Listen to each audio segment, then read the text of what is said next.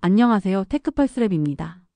오늘은 2025년 6월 7월에 있을 전 세계 주식시장을 뒤흔들 세 가지 빅이벤트인 연준의 6월 금리 결정, 트럼프의 관세 90일 유예, 미국 부채 한도 협상에 대해 이야기해 볼게요. 이 세 가지가 어떻게 주식시장에 영향을 미칠지, 기회와 리스크는 무엇인지 지금부터 함께 살펴보겠습니다. 먼저 6월 FOMC 금리 결정에 관한 내용으로 시작할게요.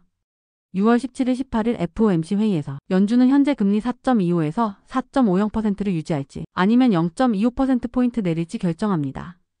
시장은 60에서 70% 확률로 동결을 예상하고 있지만 인플레이션이 2% 목표에 가까워지며 인하 가능성도 30에서 40% 정도 있어요.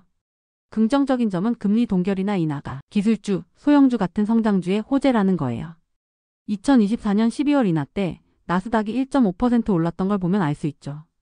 하지만 문제는 트럼프의 관세 정책이 인플레이션을 키울 수 있다는 겁니다. 중국에 125% 관세를 부과하면서 수입품 가격이 오르면 연준이 금리를 올릴 수도 있다는 매파적 신호가 시장을 흔들 수 있어요. 다음은 트럼프 대통령의 관세 90일 유예 내용이에요.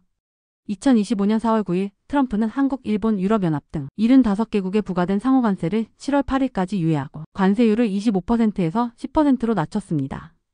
중국은 예외로 무려 125% 관세가 즉시 적용되죠. 이 유예는 금융시장의 혼란, 특히 국제시장 불안을 진정시키기 위한 조치로 보입니다. 긍정적인 면은요. 한국 같은 수출국 기업들인 삼성전자, 현대차 같은 회사들은 단기적으로 비용 부담을 덜고 주가가 반등할 기회를 얻었다는 겁니다.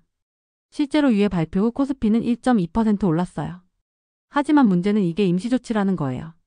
7월 8일까지 협상이 안 되면 25% 관세가 다시 부과되면서 수입품 가격이 치솟고 소비재나 기술주 같은 섹터가 타격을 받을 수 있습니다. 마지막으로 미국 부채 한도 협상이에요.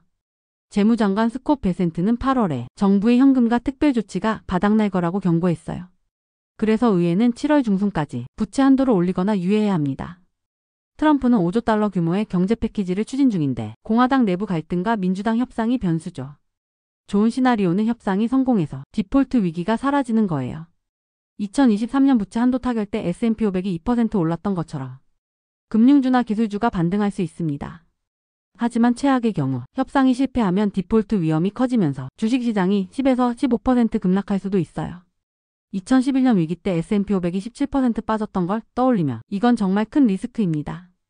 이 세 가지 이벤트가 6월 7월에 겹치면서 주식시장은 롤러코스터를 탈 가능성이 큽니다. 최상의 시나리오는 관세 유예 연장, 부채 한도 타결, 금리 인하가 맞물리면서 S&P 500이 5에서 7% 오르고 코스피가 2500선을 회복하는 거예요. 기술주, 금융주, 한국 수출주가 반짝 랠리를 펼칠 수 있죠.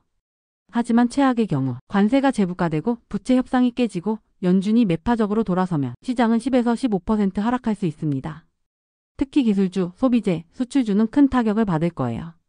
투자 전략으로는 긍정적 시나리오를 기대한다면 마이크로소프트, 삼성전자 같은 대형주를 저가 매수하고 리스크를 대비하려면 금, 방산주, 에너지주 같은 안전자산 비중을 늘리는 걸 추천드려요.